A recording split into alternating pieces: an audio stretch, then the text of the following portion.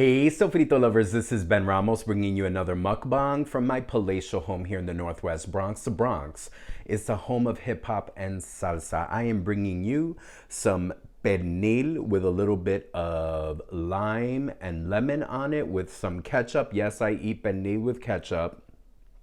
Already there's a whole bunch of Boricuas rioting, and some arroz con habichuela, rice with beans. Now some people, oh Lord, this is the plate of controversy.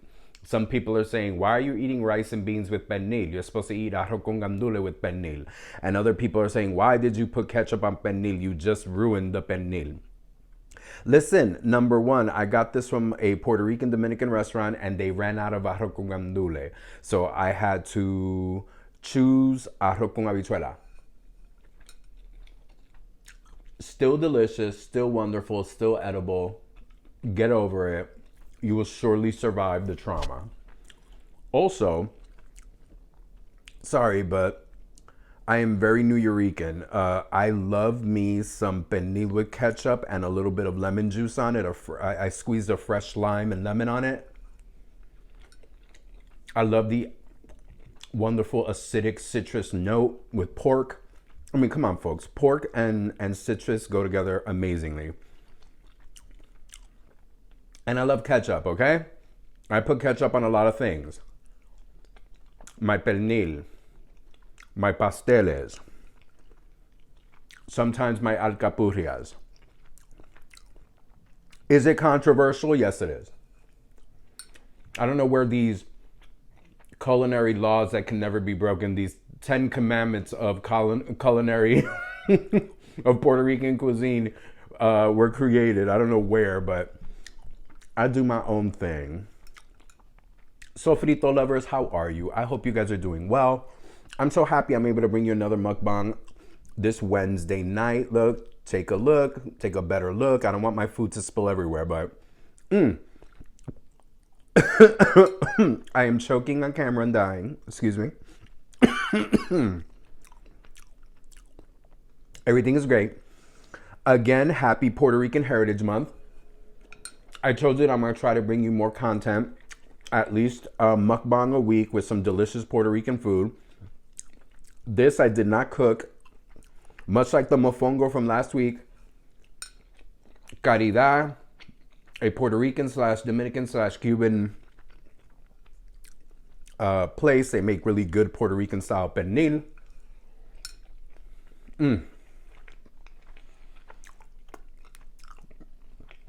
I am so hungry. It was a long day. It was a long day at work. I'm starving Marvin, and I'm so glad I can sit down and have my dinner. I'm having my dinner alone. Well, I'm having my dinner with you, but I'm flying solo, you guys. My wonderful partner, David, went home to California yesterday. He's going to be in California for a month. He's going there to visit his family, but also to oversee some renovations that are taking place in a childhood home. The family's working on this renovation job. And he's kind of reached the limit of what he can do from New York City. So he said, let me do a combo trip. Go see my family. He hasn't been to California in a while. And help out with the reno in person. You know, coordinating the construction and working on all these different tasks. So I'm flying solo for a month. He left yesterday, which was Tuesday, November 7th. And he gets back Tuesday, December 5th. 2 days shy of a full month. But I still say it's a month. It's 4 weeks. Tuesday to Tuesday. So I'm flying solo, you guys. I'm all alone in this apartment. I miss him already. You know, I'm so used to getting home and he's home and, you know, all the cutesy stuff. You get home and you're like, your baby's there and he's so happy to see you and he gives you hugs and kisses. And I have to admit, I got home and I was like, nobody's hugging and kissing me. I'm flying solo, so you know, David has been encouraging me, reach out to your friends, go have dinners, go see people. Because he knows that I'm a big hermit crab. Like, as much as I can be very social, I can also be very much housebound, a home dweller. I promise I'm not playing with my food. He knows that a little bit of my natural reaction is to be home by myself. David's probably watching this. David, I'm setting up stuff. This weekend, I'm seeing a couple of people. I might actually go to an event, a Puerto Rican Heritage Month type of event this weekend. And I'm also setting up a lunch to see some friends. My wonderful friend Lulu. Her name is Lourdes. Oh, let me stretch. But we call her Lulu. I'm probably going to hang out with her for a few hours. And then, of course, I'm going to see my mom.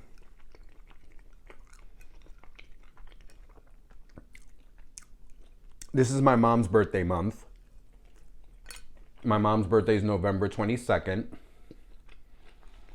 So, actually, in my family, there are a whole bunch of November birthdays. My nephew is November 19th. One of my cousins is November 27th. I got another family member who's also in November. Actually, maybe next week. A lot of November birthdays. But yeah, I'm going to probably go see my mom this weekend. Not probably, I am. I'm going to go see my mom this weekend. I see her every Sunday. My mom is still in the rehab center on the Upper East Side. So, Frito lovers, for those of you who don't know, in April, my mother fell and broke her femur and part of her hip and had surgery, physical therapy. She's in a nursing home type situation at a rehab center. My mom can only walk with a walker. My mom, I believe this month is turning 85. Yeah. 85.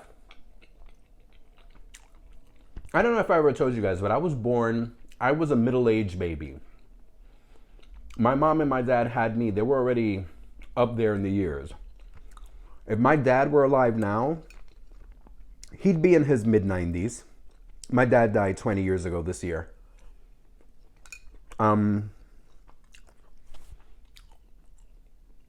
Yeah. Growing up as a kid, growing up, oh my God. The pernil is good, I'm sorry. Growing up, people would see me with my dad and they would automatically assume that I was his grandchild. And he would correct them like, no, this is my son. And they'd be like, no. It was 1980s Harlem.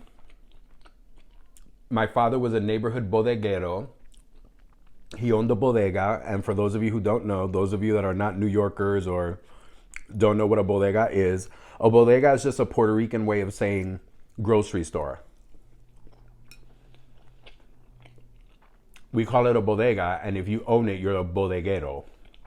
My dad was a neighborhood bodeguero back in the days when bodegas in New York City were mostly Puerto Rican. Now they're either Dominican, Mexican, or Middle Eastern.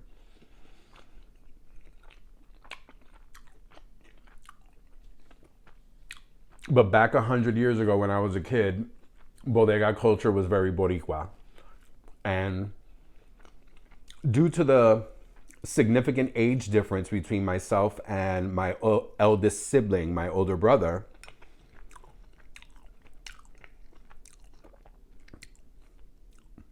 that coupled with the fact that it was 1980s and single parenthood, teenage single parenthood was very common. People thought that my father was my grandfather because I was my brother's kid. People all the time would be like, oh, Don Benny, mira, tu nieto tan lindo. Oh, Don Benny, your son, your grandson is so funny. He'd be like, he's not my grandson, he's my son. Nah, es el hijo del Colorado alto tuyo, ¿verdad? They would say, that's your tall, redheaded son's kid, not your kid, you know. My brother's a redhead. So is my sister. They take after my dad. A bunch of redheaded Boricuas. I took after my mom. I'm a brownie like my mom. Dirty blonde brownie like my mom. We Boricuas come in every shape, size, and color. And everything in the middle and everything on the outskirts. So my mom is in her mid-80s. And again, if Papi were alive, he'd be in his mid-90s. There's actually a bit of a significant age difference between my dad and my mom, too. In a way, my dad had me when he was in his 40s as well. You know, right around this time in my life, my dad was having me. Now, it won't be much of a problem for me. David and I are very clear we don't want children. David's not a kid person, and there are times when I think I would be a great father, and then I think about fatherhood and everything that parenthood entails. And I have almost choked 3 times in this mukbang. Almost 3 times. Chew, concentrate, and don't choke, Ben. There are times when I'm interested in fatherhood / parenthood, and then I think about it and no. If I didn't have them when I was young and had energy, I'm not doing it when I'm old and middle-aged. No. I'd rather be, at this period of time in my life, I'd rather be stress-free, keep the majority of my money,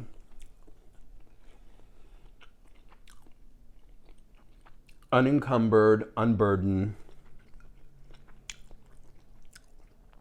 and just overall happier. And not to say that if you're a parent, those things are not a reality for you. Of course they are. But not to the same degree when you're not a parent. It's just facts. There have been many articles written about how parenthood is very stressful, expensive, something that defines and gives your life certain boundaries and kind of, huge commitment.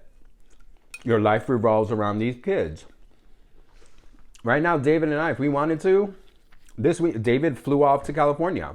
He was thinking about going last week and ended up leaving this week. Can't do that when you have a kid. Hell, I might go visit him for Thanksgiving. I might just go and impulsively buy some tickets next week and just get up and go. Can't necessarily do that when you got kids. They're in school. There's this and that. I can take vacation time, but they're in school. Who's take care of them? Blah, blah, blah. Are they going to be okay traveling with them, paying for them? Again, not attacking parenthood, fatherhood, motherhood, parenthood, whatever. Not attacking it. I'm just saying, when you have a kid, your life has to revolve around the kid. The kid is in charge. Up until they're an adult. And then you can be like, no, I'm in charge now,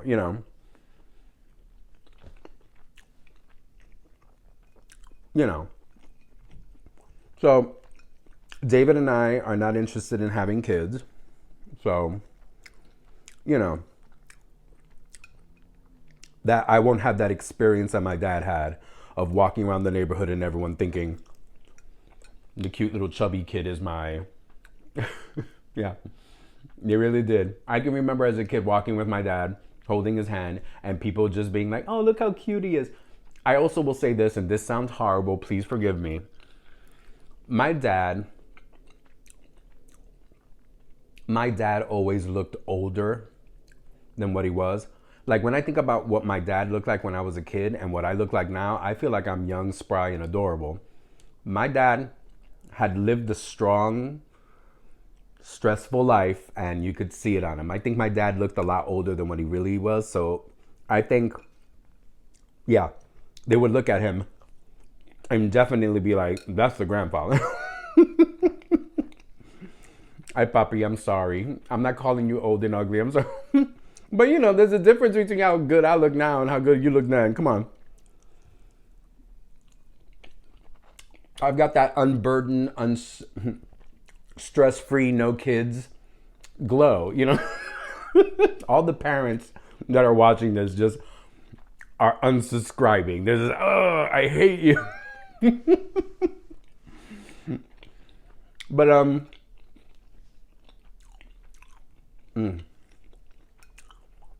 yeah, so I'm flying solo. Let me get off the parent tip real quick. I can already hear people unsubscribing. Yeah, so I'm flying solo. But I also like some of the downtown being. There are times when I like being alone. I'm not gonna lie, being in bed by having my whole bed to myself is like heaven. Oh.